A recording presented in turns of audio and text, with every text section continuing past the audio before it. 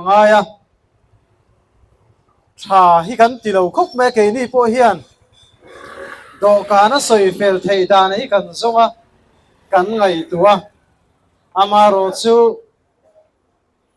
September ni somni panga atanga chut khan thakhat chuang hi aliam le to hetiang tilo thei lowa hian scholarship lo lut a boy pui tu te a khoi tu te hian min si ma wangin mala ka ngai ta ni ti lai hi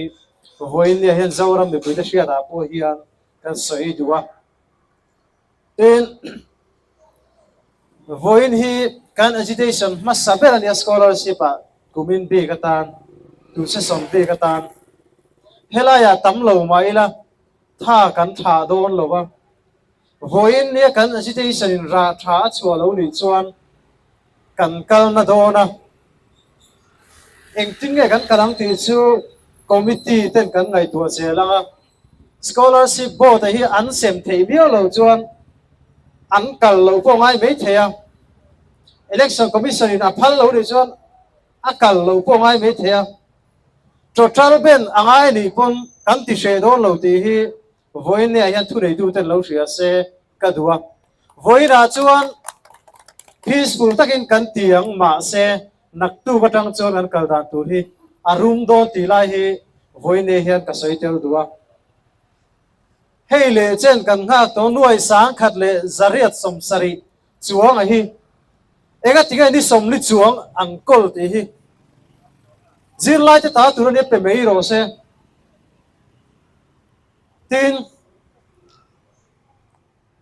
nakuma po scholarship a buai na kan tok do ni chuan kan en do na kumin ang he kan nga to do lo ti hi voin ne kan scholarship thu tu te pon lo se turin ka du chewa nakum kan thega tiang buai na kan tok ani chuan scholarship hian office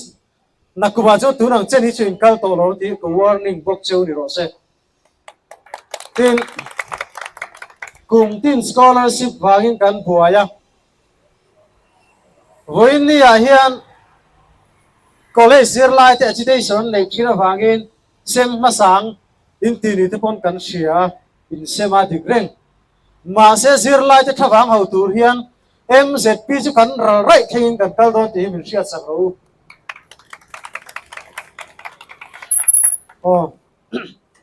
sarkar thar rai lo te a kan nei do na tu po lo sarkar se sem thara tanga sum local man na tura man ani em ti po hi kan en zui do na scholarship zir lai te chan pual ngat thei hi chu kan hil reng do ni ti hi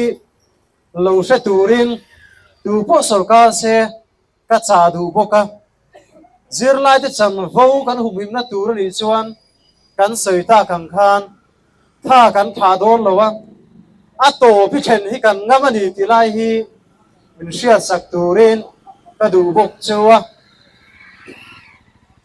tin voin ne zir lai lo kal khom ta pon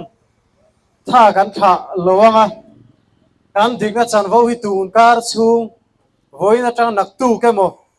a tu gle mo a khoya chuan a khoi mo zo zo ga chuan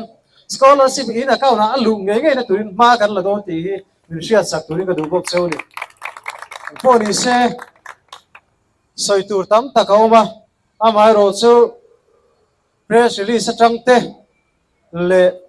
ngai tu ho zel ngai te ni wangin voin nia helaya ka message nung bera chuan